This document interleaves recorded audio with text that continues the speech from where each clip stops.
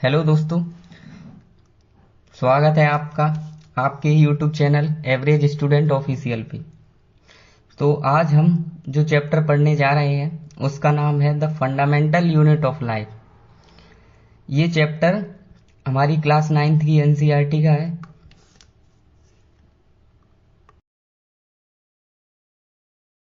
तो हम चलो स्टार्ट करते हैं इस चैप्टर को समझना। पहले हम छोटी छोटी चीजें स्टार्ट करेंगे, उन बेसिक्स को समझेंगे, उसके बाद हम अपने कॉन्सेप्ट्स को और गहराई से समझेंगे।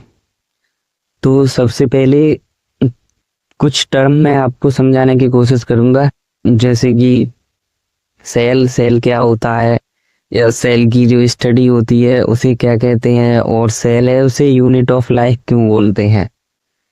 तो चलिए स्टार्ट करते हैं अपना chapter.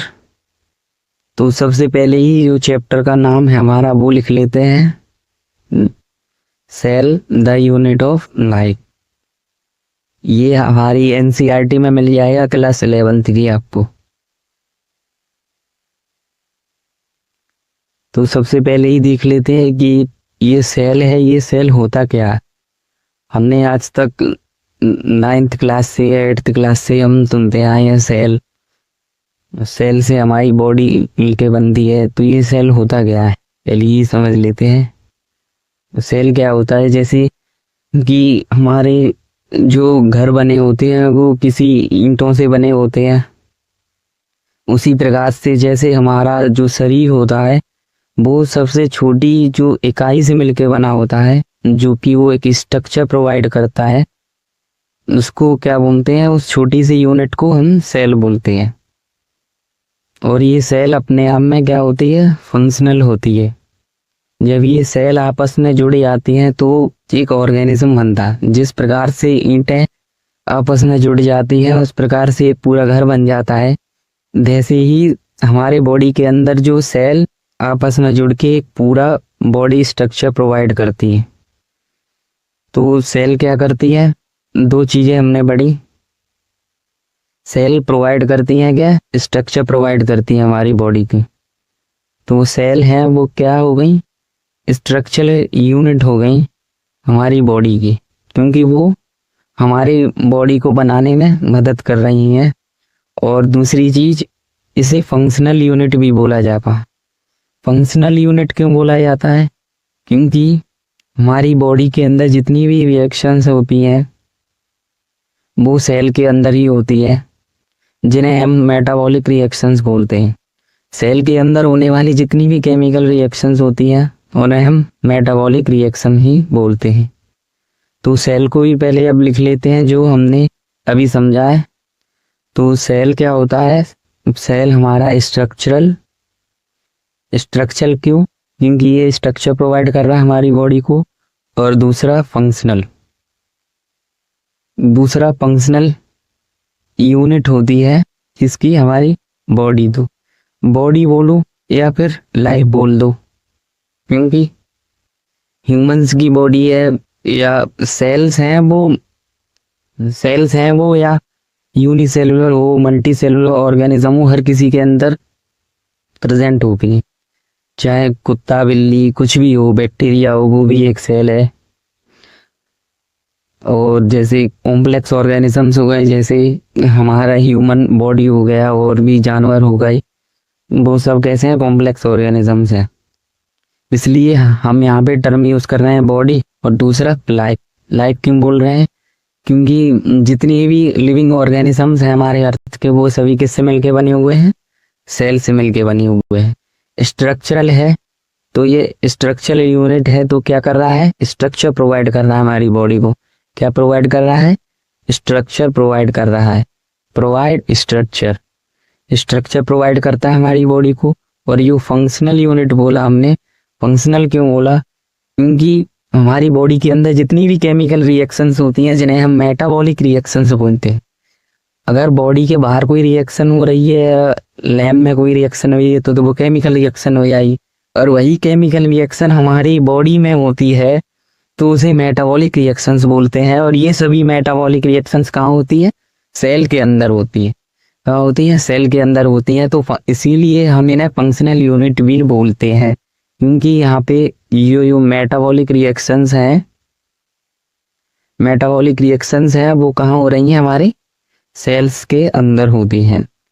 Metabolic reactions takes place in cell, cell के अंदर होती है। अब कुछ साइंटिस्ट के बारे में जानने की कोशिश करती है। जैसे सबसे पहले सेल पूजा किसने था, डेड सेल किसने खोजा था, या लिविंग सेल किसने खोजा था, उन छोटी छोटी बातों को एक बार हम दोहरा लेते हैं जो आपने छोटी कक्षाओं में अपने पढ़ी हुई। जैसे फर्स्ट जो पहली बार जो सेल डिस्कवर हुई थी वो हुई थी 1665 के अंदर। 1665 के अंदर एक साइंटिस्ट थे जिनका नाम था रॉबर्ट हुक। उनका नाम था रॉबर्ट हुक। उन्होंने क्या किया, एक प्लांट लिया था, उस प्लांट का नाम था ओक प्लांट जिसे बोलते हैं। उस प्लांट से उन्होंने कॉर्क निकाला, जो पेड़ की छाल होती है उसको निकाला, और उन्होंने उसको अपनी सिंपल माइक्रोस्कोप में देखने की कोशिश की कि ये कॉर्क किससे मिलके बना हुआ है। तो उन्हें पता चला, जब उन्होंने वो कॉर्क को देखा, उस स्लाइस को देखा, कॉर्क की स्लाइस को देखा, तो उसके अंदर क्या था, उन्होंने देखा कि जैसे हनी कॉम्ब होता है ना, जैसे हनी कॉम्ब के ऐसे छत्ते वगैरह होते हैं, हनी कॉम्ब के ऐसे छत्ते होते हैं ना, वैसे ही उन्हें दिखे। उस कॉर्क स्लाइस के अंदर क्या दिखा उन्हें, हनी कॉम्ब के वो छत्ते जैसे मैंने स्ट्रक्चर दिखी, तो हनी कॉम्ब लाइक स्ट्रक्चर दिखी। तो वहीं से उन्होंने एक टर्म दिया जिसका नाम था सेल्यूला। सेल्यूला टर्म दिया उन्होंने, और जिसका मतलब होता है एम्प्टी कंपार्टमेंट, क्योंकि ये इसकी तरह दिख रहे हैं, कंपार्टमेंट की तरह दिख रहे हैं, छोटे छोटे बॉक्स की तरह दिख रहे हैं। या दूर से हम बड़ी बड़ी बिल्डिंग्स को देखते हैं, उसके अंदर बहुत सारे रूम होते हैं, तो वो छोटे छोटे ऐसे ही डिब्बे की तरह दिखते हैं ना, कंपार्टमेंट की तरह दिखते हैं, इसलिए उन्होंने सेलुलर नाम दिया। तो वहीं से ये नाम आया था सेल। तो तो हम लिख लेते हैं जो अभी तक हमने समझा। तो साइंटिस्ट का नाम क्या था, साइंटिस्ट का नाम था रॉबर्ट हुक। साइंटिस्ट का नाम था रॉबर्ट हुक। उन्होंने किस में देखी थी ये सेल्स, जो उन्होंने देखी थी वो किस प्लांट्स के अंदर देखी थी। उन्होंने जो प्लांट्स लिया था उसका नाम था ओक प्लांट। क्या लिया था, ओक प्लांट लिया था। और ओक प्लांट से उन्होंने क्या लिया था, एक कॉर्क लिया था। क्या लिया था, कॉर्क लिया था, जिसे हम क्या बोलते हैं, छाल बोलते हैं। छाल बोलते हैं ना, जैसे कोई पेड़ हो उसके बाहरी तरफ जो नीचे स्टेम होती है उसको ब्राउन कलर का, उसी को क्या बोलते हैं, कॉर्क बोलते हैं। जब उन्होंने कॉर्क को विजुअलाइज किया, क्या किया, विजुअलाइज किया या फिर देखा किसके अंदर, सिंपल माइक्रोस्कोप्स के अंदर, क्योंकि पहले इतनी जैसे इलेक्ट्रॉन माइक्रोस्कोप वगैरह नहीं थी कि बहुत बारीकी से देख पाते। तो उन्होंने सिंपल लेंस वगैरह से या सिंपल माइक्रोस्कोप से देखा था उन्होंने। तो उन्होंने ये ऐसे कंपार्टमेंट जैसे उन्हें स्ट्रक्चर्स दिखी थी। तो जो कंपार्टमेंट जैसे स्ट्रक्चर दिखे थे उन्हें, तो ये इसी वजह से उन्होंने टर्म दिया था सेलुला, जिसका मतलब ही होता है एम्प्टी कंपार्टमेंट्स, खाली खाली कंपार्टमेंट्स। और उन्हें ये किस तरह के स्ट्रक्चर दिखा था, उन्हें हनी कॉम्ब लाइक स्ट्रक्चर दिखा था, जैसे मधुमक्खी का छत्ता होता है ना, वैसा स्ट्रक्चर दिखा था उनको। ये विजुअलाइज किया तो उन्हें क्या दिखा था, उन्हें दिखा था Honey comb like structure.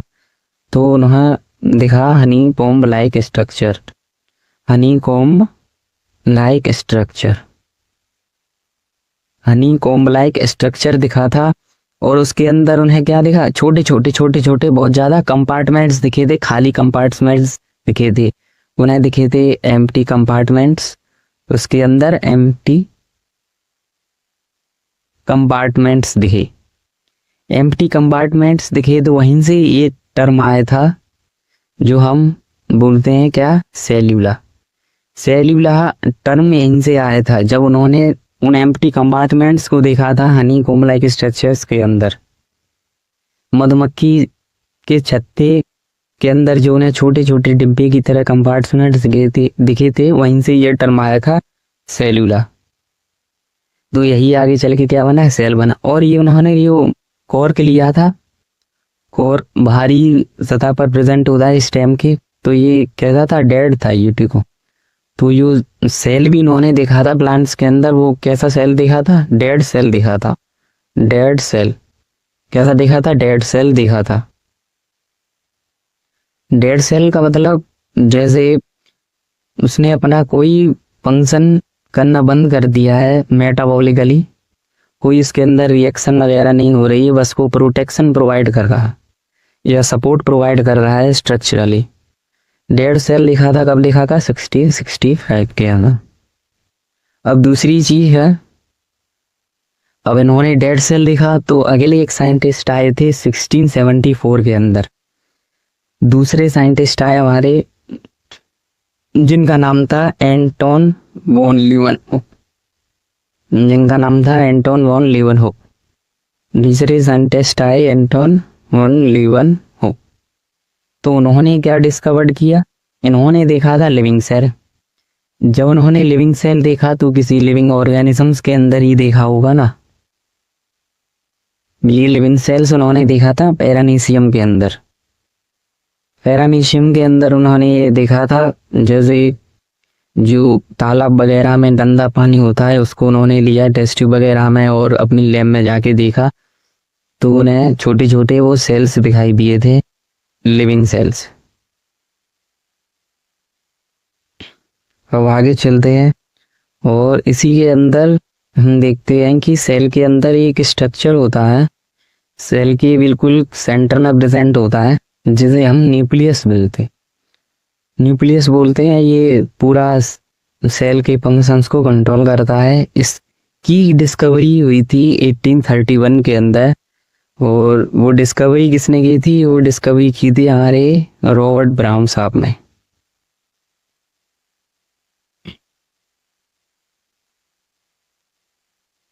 Hello दोस्त,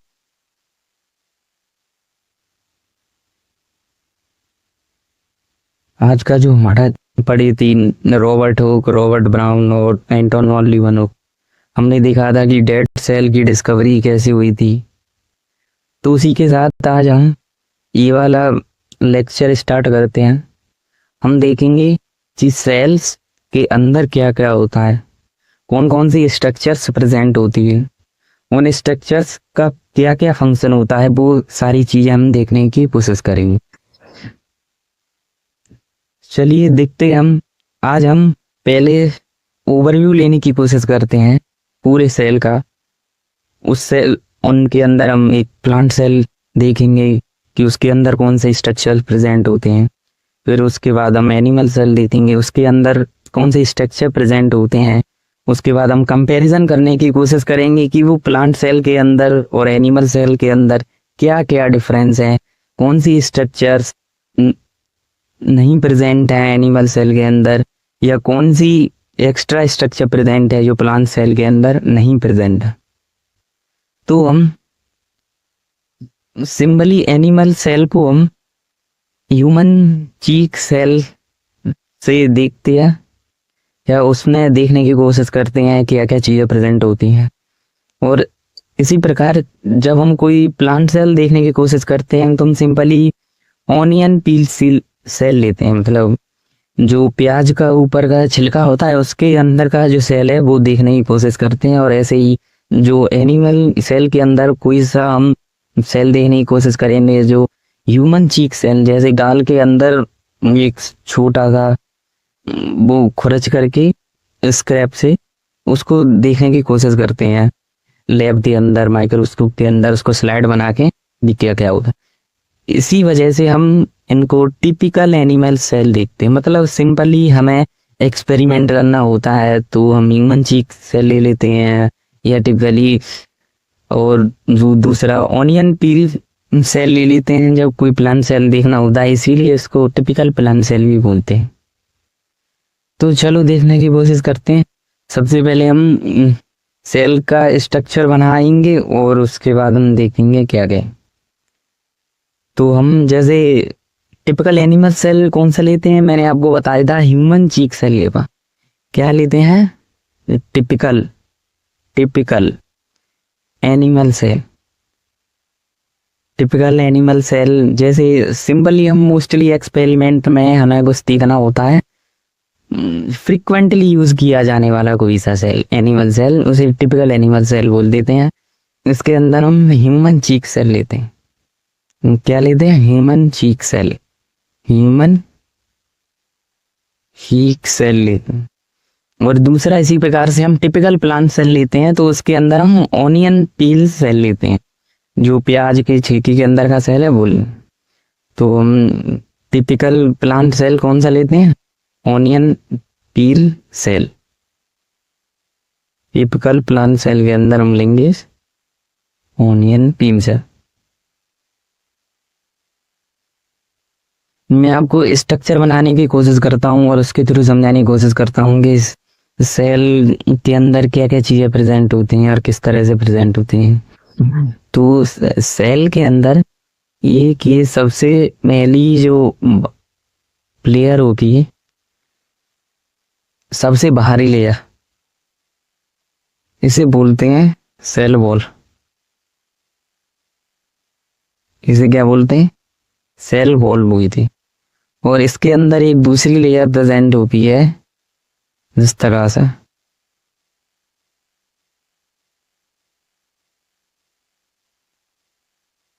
इस तरह से। इसे हम बोलते हैं सेल मेमोरी, सेल की मेमोरी। जो मैं सेल ड्रॉ कर रहा हूं इसको ये मत सोचिएगा कि ये एनिमल सेल है कि प्लांट सेल है। मैं एक सिंपली सेल बनाने की कोशिश कर रहा हूँ, आपको समझाने की कोशिश कर रहा हूँ कि कौन कौन सी स्ट्रक्चर्स एक सेल के अंदर प्रेजेंट होती हैं। आप या एनिमल सेल प्लांट सेल का भी कॉन्सेप्ट मत लाइए, मैं आगे आपको सब क्लियर कर दूंगा। और इसी के अंदर एक स्ट्रक्चर प्रेजेंट होती है जिसका नाम होता है न्यूक्लियस। इसे हम क्या बोलते हैं? इसे हम बोलते हैं न्यूक्लियस।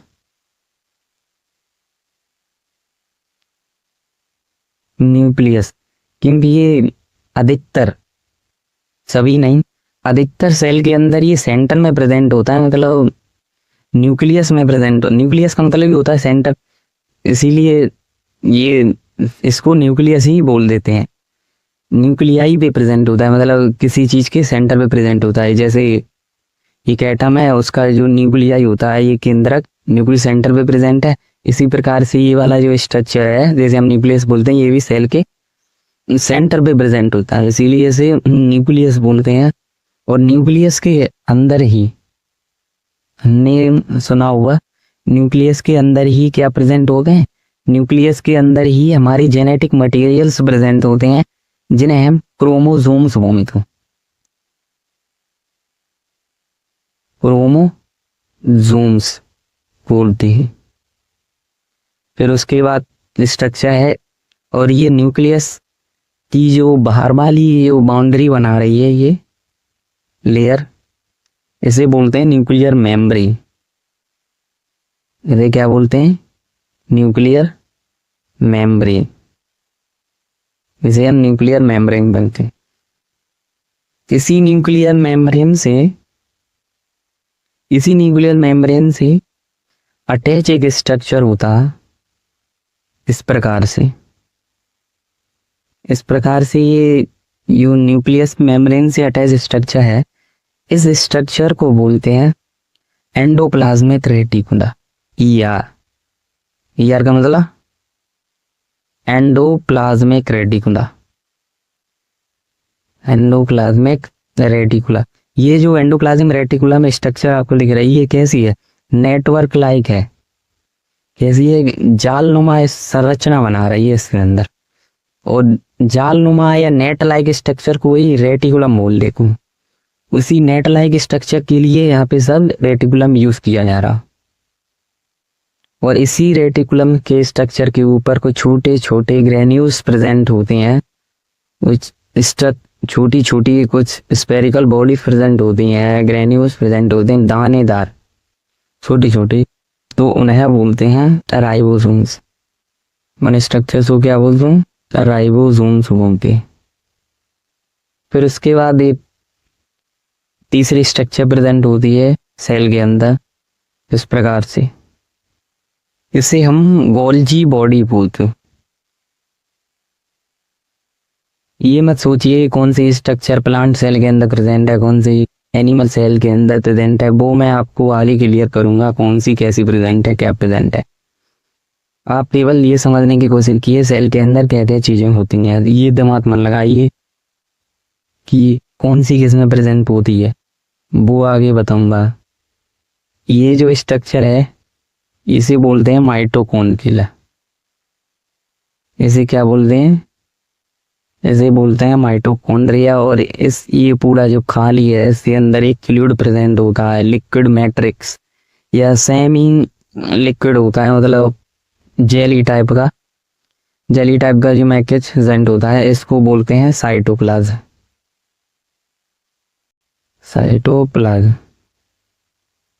साइटोप्लाज्म प्रेजेंट होता है। ये सेमी फ्लूइड होता है नेचर का, सेमी फ्लूइड नेचर का होता है, मतलब कि पूरा एकदम पानी की तरह लिक्विड ही नहीं है ना सॉलिड है, एकदम जेली टाइप का है ये, इसीलिए सेमी फ्लूइड बोलती हूँ।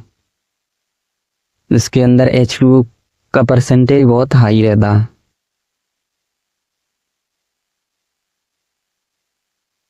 हमने स्ट्रक्चर दी, सेल वॉल देखा हमने, सेल वॉल सबसे बाहरी स्ट्रक्चर होती है जो प्रेजेंट रहती है। उसके बाद हमने देखा उसके अंदर एक सेल मेम्ब्रेन होती है। फिर हमने न्यूक्लियस देखा, न्यूक्लियस की फिर हमने एक मेम्ब्रेन देखी जिसे न्यूक्लियर मेम्ब्रेन बोलते हैं। फिर न्यूक्लियस के अंदर ही हमारा जेनेटिक मटेरियल प्रेजेंट होता है क्रोमोसोम्स जिसे बोलते हैं हम। न्यूक्लियर मेम्ब्रेन से ही एक स्ट्रक्चर अटैच रहती है नेटवर्क लाइक, उसे हम एंडोप्लाज्मिक रेटिकुलम बोलते हैं। कुछ एंडोप्लाज्मिक रेटिकुलम थी, कुछ छोटे छोटे ग्रेन्यूल्स लाइक स्ट्रक्चर प्रेजेंट होते हैं जिन्हें हम राइबोसोम्स बोलते हैं। और जो न्यूक्लियस है और जो सेल मेम्ब्रेन के बीच का जो पूरा स्पेस है इसके अंदर एक सेमी फ्लूइड भरा रहता है, उसको हम साइटो का है क्लास 11th का।